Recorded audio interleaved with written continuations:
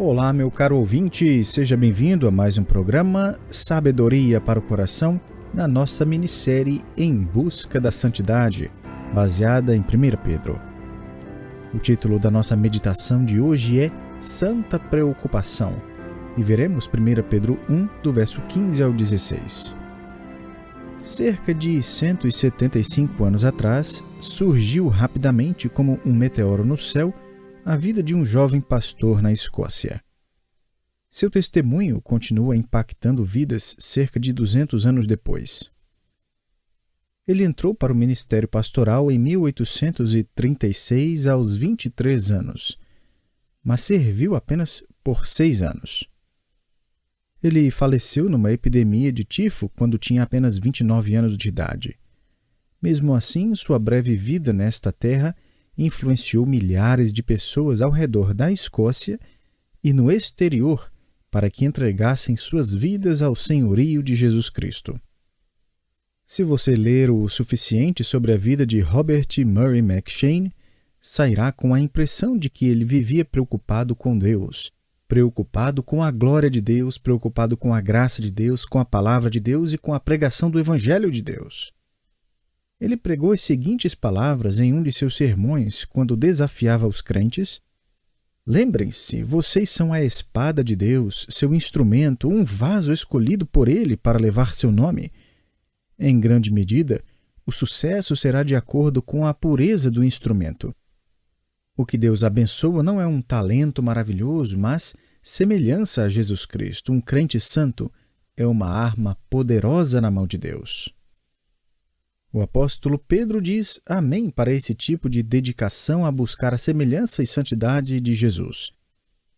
Se você esteve conosco em nosso estudo anterior, então sabe que fizemos a seguinte pergunta: como podemos permanecer puros no meio de uma sociedade impura? Como buscamos santidade no mundo perverso? A resposta veio na forma de 4 passos descritos em 1 Pedro 1. Hoje continuamos respondendo essa pergunta destacando os 2 últimos passos. O primeiro passo que vimos para permanecer puro foi controle seus pensamentos. Pedro escreveu em 1 Pedro 1,13, por isso, cingindo o vosso entendimento. O verbo se refere ao ato de recolher partes do manto que ficavam soltas e que atrapalhavam o indivíduo ao correr. Ou seja, Pedro nos manda recolher os pensamentos soltos e amarrá-los, para que não nos atrapalhem enquanto corremos pela vida. Controle seus pensamentos.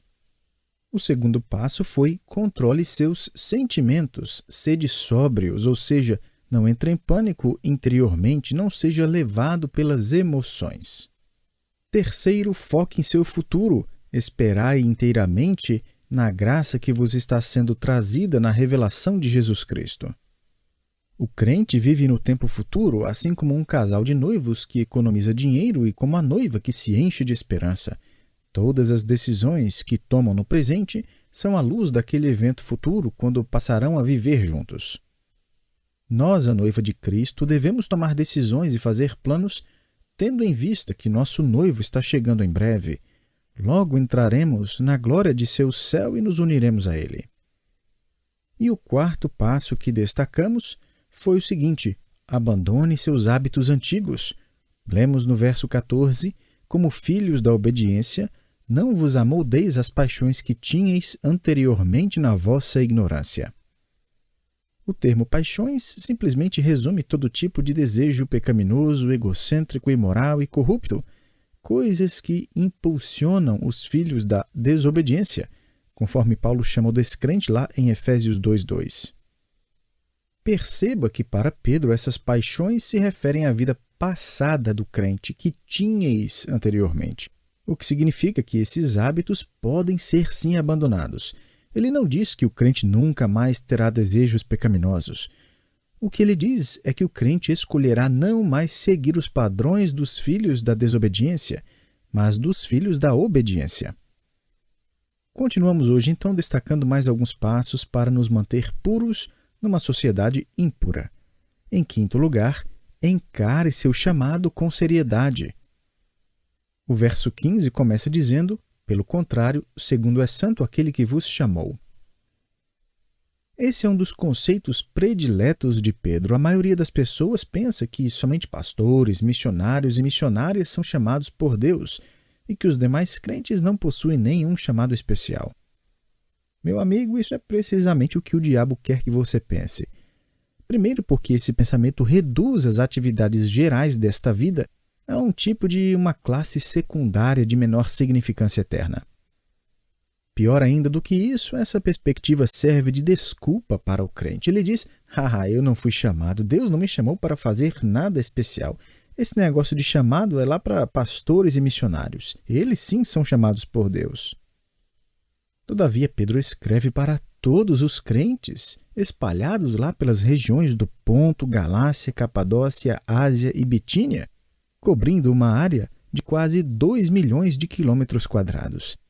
E esses crentes foram chamados por Deus para servir em seus contextos. Pedro lança a mão do conceito de chamado em várias ocasiões na sua carta. No verso 15, vemos um chamado singular para a santidade. No capítulo 2, verso 9, Pedro fala que todo crente foi chamado das trevas para a maravilhosa luz de Deus. Em 2,21, nosso chamado é seguir o exemplo de autocontrole demonstrado por Cristo em face ao sofrimento. Em 3,9, somos todos chamados para herdar uma bênção futura. No capítulo 5, verso 10, vemos que um dia nosso chamado incluirá a libertação para a glória eterna de Deus. E também lá em 2 Pedro, capítulo 1, verso 3, o apóstolo afirma que o crente recebeu o chamado especial para uma vida de excelência piedosa em tudo quanto fizer. Meu querido, você foi sim chamado por Deus, e o chamado que Pedro destaca aqui é aquele de um viver santo, portanto, leve o seu chamado a sério. Continue no verso 15. Tornai-vos santos também vós mesmos em todo o vosso procedimento. Grande parte do empreendimento de se manter puro é entender que Deus nos chamou para buscar a santidade. E você terá que encarar isso a sério, porque se não houver decisão e disciplina, santidade não acontecerá por acaso. O teólogo Donald Carson afirmou algo interessante em uma entrevista. Ele disse que o crente não flutua em direção à santidade. A parte de um esforço movido pela graça, as pessoas não gravitam em direção à piedade, oração, obediência às Escrituras, fé e deleite no Senhor. Ao contrário, gravitamos em direção a comprometimento e o chamamos de tolerância. Gravitamos em direção à desobediência e chamamos isso de liberdade. Gravitamos em direção à superstição e chamamos de fé. Gravitamos em direção à indisciplina e chamamos de moderação. Gravitamos em direção à impiedade e nos convencemos de que estamos escapando mesmo do legalismo. Por isso, o crente genuíno luta contra a força gravitacional de sua natureza caída e do mundo caído. Lutamos contra a maré das pressões mundanas. Recusamos nos deixar ser levados pela corrente do comprometimento moral que não enxerga a tragédia logo adiante. Meu querido, leve seu chamado a sério. Em sexto lugar, entenda a verdade sobre a santidade. Se você perguntar a 100 pessoas o que é santidade, provavelmente ouvirá 100 respostas diferentes. Pedro, porém, está prestes a esclarecer o assunto ao descrever para nós o que é santidade. Primeiramente, a santidade é algo compreensivo. Lemos no final do verso 15, em todo o vosso procedimento, ou seja, em toda a nossa conduta ou comportamento. Santidade se aplica a todas as diferentes áreas, atividades e preocupações da vida cotidiana. A santidade é compreensiva. Agora, isso não significa que você coloca uma gravata ou um vestido para ir ao mercado, ou que tenta ler a Bíblia enquanto troca o pneu de um cliente em sua oficina. Também não significa que escrevemos uma longa lista de coisas que não podemos fazer. Na verdade, santidade envolve não só o que não fazemos, como também o que fazemos. Entenda que se reduzirmos santidade a uma mera lista de coisas que podemos ou não podemos fazer, acabamos perdendo de vista nosso chamado especial e o objeto de nossa santa preocupação, a saber, aquele que nos chama para estar em relacionamento com Ele como Senhor e Salvador, e a quem desejamos imitar, amar, seguir e obedecer. Em sua busca pela santidade, meu irmão, não ignore Cristo.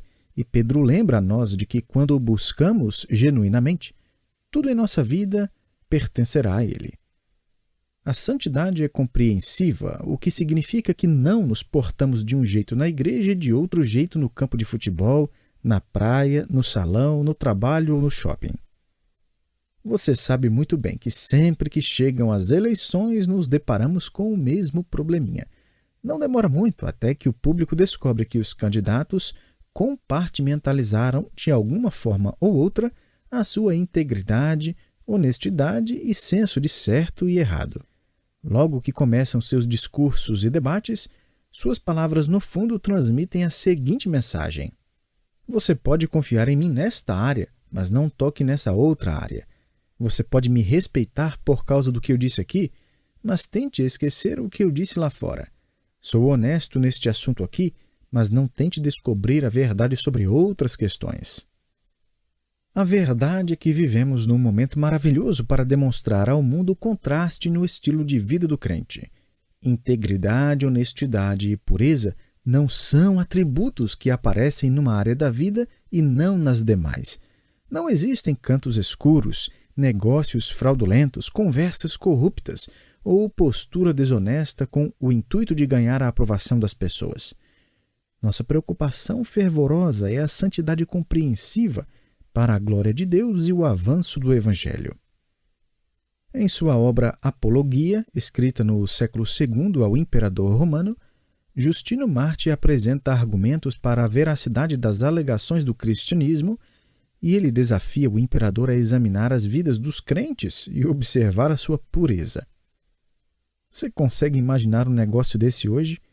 Imagine escrever ao presidente da República, ministros, empresários e reitores de universidades, dizendo-lhes: olha, eu quero validar aqui a veracidade do cristianismo para vocês. A única coisa que precisam fazer é examinar as vidas de seus cidadãos, empregados e alunos crentes. A conclusão óbvia será a de que, uma vez que são puros de maneira singular, o cristianismo tem que ser verdade. A questão é que esse deveria ser o mais poderoso argumento em prol do cristianismo. Esse deveria ser a apologia, a defesa da fé. Porventura, isso significa que os crentes são perfeitos? Obviamente não. Santidade não é perfeição. O termo que Pedro emprega para santo é hagios, que significa ser separado, diferente. Por exemplo, o templo judeu era considerado santo não porque as pedras e a argamassa eram de alguma forma misticamente perfeitas, mas porque o prédio em si era distinto dos demais. O sábado era santo para a nação de Israel porque era tratado de forma diferente dos outros 6 dias da semana. Semelhantemente, o crente é santo não porque é perfeito, mas porque é diferente do descrente ao seu redor. Utilizamos o mesmo conceito hoje em dia ao nos referir ao casamento como santo matrimônio. Será que ele é santo porque você se casou com uma mulher perfeita? Bom, nesse caso, sim, eu me casei com uma mulher perfeita. Não, claro que não. Ele é chamado de santo matrimônio porque você e sua esposa, embora imperfeitos, estão em um relacionamento que é diferente dos demais relacionamentos. Assim como os crentes do século I, os do século XXI têm oportunidades fantásticas para revelar suas diferenças, que é essa preocupação maior com o santo caráter de Deus. E essa preocupação aparece em todas as áreas da vida. Um erudito no Novo Testamento escreveu: não deve existir parte alguma em nossas vidas que não prove a fragrância da santidade.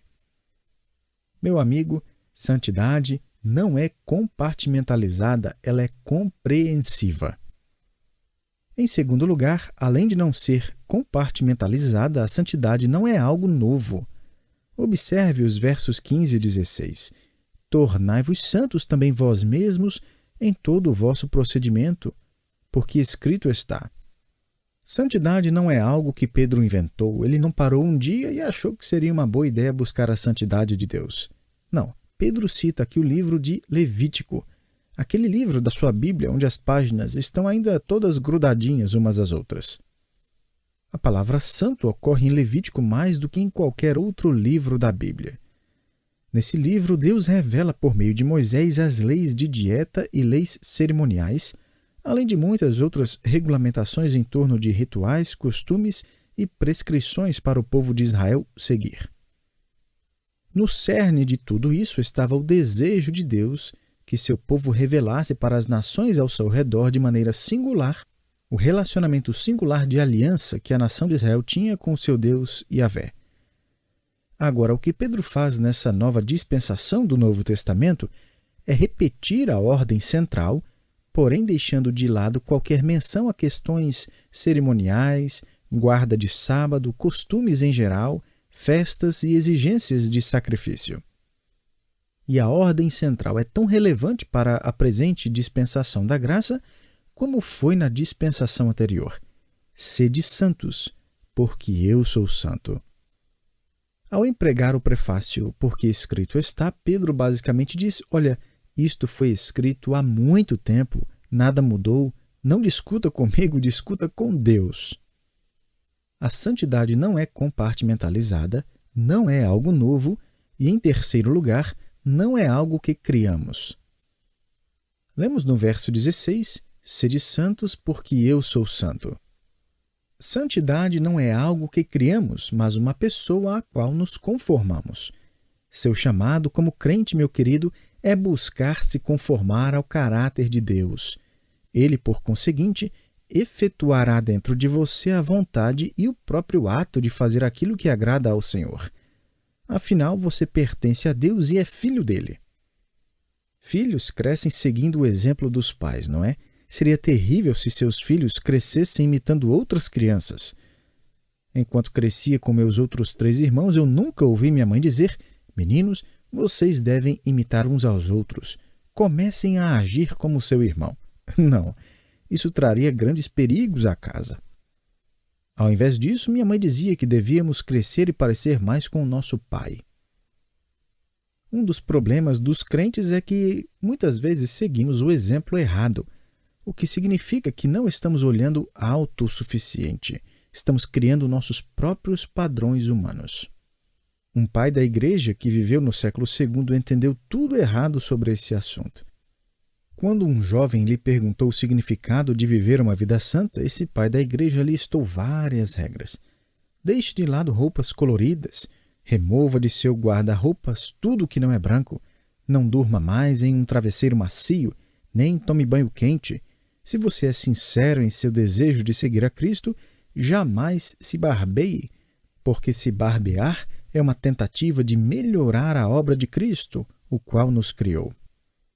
Veja bem, no ambiente cristão que eu cresci, líderes eclesiásticos afirmavam que era pecado ter barba. Aqui está esse indivíduo dizendo que é pecado raspar a barba. Meu amigo, a verdade é que satisfazemos regras humanas porque buscamos a aprovação humana. Pedro busca redirecionar o nosso foco para um relacionamento. A santidade não foca em si mesma, mas é resultado de um chamado. Deus nos deu um chamado para si mesmo, nós pertencemos a Ele. Ele nos deu uma viva esperança e reserva uma herança muito além de nossa imaginação. Com esse tipo de relacionamento entre o pai e seus filhos, Pedro nos manda crescer e agir não como outras pessoas agem, mas como o nosso Pai Celestial age. E a verdade é que não sabemos se Deus tem barba, não é? Imitamos não a cor de seus mantos ou a delicadeza do tecido que reveste o seu trono. Nós imitamos o seu caráter, atributos, disposição, graça, amor e glória. Ele se torna nossa santa preocupação. Quando isso acontece, o mundo reconhece que nós, como nosso Deus, somos indubitavelmente hagioi, ou seja, diferentes. Alan Blair, já falecido, contou em um de seus comentários sobre uma reunião que ocorreu envolvendo um líder cristão e David Ben-Gurion, o primeiro-ministro de Israel e uma das peças fundamentais na formação do Estado moderno de Israel. Ben-Gurion nasceu em 1886 e morreu em 1973. O estadista cristão aproveitou a oportunidade da conversa em particular com Ben-Gurion e começou a lhe contar sobre a graça salvadora de Jesus Cristo. Ben-Gurion perguntou: existem cristãos no mundo como aqueles que leio no Novo Testamento? Já li o Novo Testamento inteiro e sou profundamente tocado pelo que leio ali. Já o li completamente, até mesmo em grego. O ensino e o padrão apresentado são maravilhosos. Mas será que existem pessoas que vivem conforme aquele padrão e ensino? Existem de fato pessoas vivendo como crentes hoje? Esse livro é porventura capaz de produzir aquilo que propõe? O estadista crente respondeu: pode sim, Sr. Ben-Gurion, e continuou lhe contando o seu testemunho pessoal de mudança por causa de Jesus Cristo. Mas será que existem outros como você? Perguntou Ben-Gurion. Sim, milhões, respondeu o crente. Onde estão? Estão espalhados pelo mundo.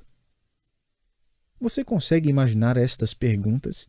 Existem de fato pessoas vivendo como crentes hoje? Se sim, onde estão?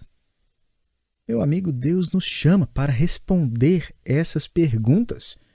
Nós fomos chamados das trevas para a sua maravilhosa luz, para imitar a excelência do nosso Deus Criador, imitar o domínio próprio de Cristo em face à provação e demonstrar a singularidade de uma vida santa em meio ao mundo pervertido. Esse é o nosso chamado. Será que existem crentes verdadeiros por aí dispostos a responder a esse chamado? Eu encontrei em um lugar inusitado. Numa viagem que fiz à Índia para pregar, viajamos por vários estados, pregando em várias igrejas e eventos. A viagem era longa e cansativa.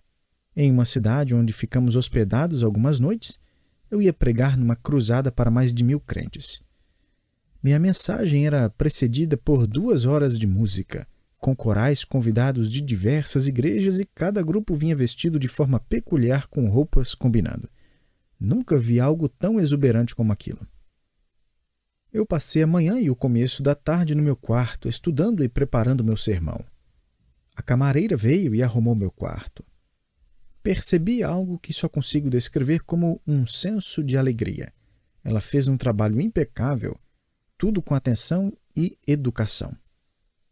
No dia seguinte, enquanto eu me preparava para partir dali e puxava minha mala pelo corredor, eu a vi com o seu carrinho cheio de produtos do hotel. Parei e perguntei algo que poderia lhe gerar problemas, caso alguém nos ouvisse. Mas eu queria lhe perguntar mesmo assim: Senhora, a maneira extraordinária como você arrumou meu quarto e aquele olhar de alegria em seu rosto, preciso perguntar. Neste mundo cercado por hindus, antagonistas a tudo aquilo que é relacionado ao cristianismo, me diz aí, você pertence a Jesus Cristo? E imediatamente ela sorriu e disse: sim, eu sou crente. Como eu soube daquilo? Por causa da excelência do seu trabalho e de sua atitude, que naquele mercado de trabalho e naquele mundo de tremenda pobreza, não era algo fácil manter um espírito alegre. Fiquei pensando depois, ela provavelmente nunca proclamará o evangelho para centenas de milhares de pessoas. Ela pode nem mesmo ser conhecida por muitos crentes. No entanto, limpa quartos de um hotel e podemos notar que seu serviço é uma demonstração de sua preocupação com a santidade de Deus, com sua busca pelo caráter e glória do seu Senhor e Salvador, o qual de fato a faz uma pessoa santa, diferente. Meu irmão, será que existem crentes no seu mundo? Onde estão? Responda essa pergunta em seu dia a dia, enquanto dá passos para se tornar puro e permanecer puro. Como dizia o pregador Robert Murray McCheyne, vamos nos transformar em armas poderosas nas mãos de nosso Deus Santo, não por causa de grande oportunidade e talento, mas por causa de uma semelhança grandiosa a Jesus Cristo, o nosso Deus Santo, gracioso e redentor. Lemos em 1 Pedro 1, Bendito Deus e Pai de nosso Senhor Jesus Cristo, que, segundo a sua muita misericórdia, nos regenerou para uma viva esperança, mediante a ressurreição de Jesus Cristo dentre os mortos, para uma herança incorruptível, sem mácula e inacessível, reservada nos céus para vós outros, que sois guardados pelo poder de Deus mediante a fé, para a salvação preparada para revelar-se no último tempo. Foi a respeito desta salvação que os profetas indagaram e inquiriram, os quais profetizaram acerca da graça a vós outros destinada, investigando atentamente qual a ocasião ou quais as circunstâncias oportunas, indicadas pelo Espírito de Cristo que neles estava, ao dar de antemão testemunho sobre os sofrimentos referentes a Cristo e sobre as glórias que os seguiriam. A eles foi revelado que não para si mesmos, mas para vós outros, ministravam as coisas que agora vos foram anunciadas por aqueles que pelo Espírito Santo enviado do céu vos pregaram o Evangelho, coisas essas que anjos anelam perscrutar. Por isso, cingindo o vosso entendimento, sede sóbrios e esperai inteiramente na graça que vos está sendo trazida na revelação de Jesus Cristo. Como filhos da obediência, não vos amoldeis as paixões que tinhais anteriormente na vossa ignorância. Pelo contrário, segundo é santo aquele que vos chamou, tornai-vos santos também vós mesmos em todo o vosso procedimento, porque está escrito: sede santos, porque eu sou santo. Que Deus o abençoe e espero você para o nosso próximo encontro.